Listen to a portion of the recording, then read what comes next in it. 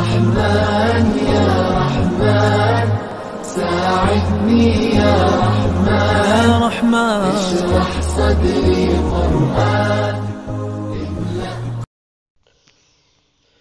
أعوذ بالله من الشيطان الرجيم.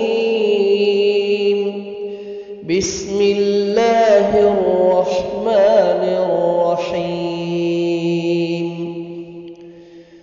ويسألونك عن الجبال فقل ينسفها ربي نسفا فيذرها قاعا صفصفا لا ترى فيها عوجا ولا أمتا يومئذ يتبعون الداعي لا عوج له وخشعت الأصوات للرحمن فلا تسمع إلا همسا يومئذ لا تنفع الشفاعة إلا من أذن له الرحمن ورضي له قولا. يعلم ما بين أيديهم وما خلفهم ولا يحيطون به علما. وعنت الوجوه للحي القيوم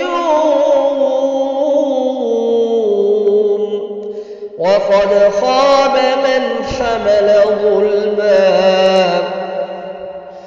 ومن يعمل من الصالحات وهو مؤمن فلا يخاف ظلما ولا هضما.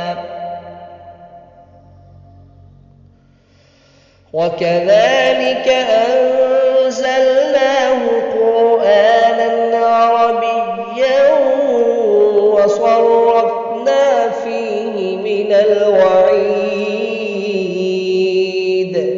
لعلهم يتقون أو يحدث لهم ذكرا. فتعالى الله الملك الحق ولا تعجل بالقرآن من قبل أن يقضى إليك وحيه وقل رب زدني علما. ولقد عهدنا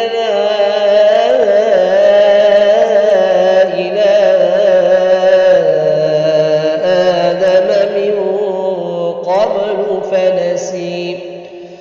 فنسي ولم نجد له عزما. صدق الله العظيم.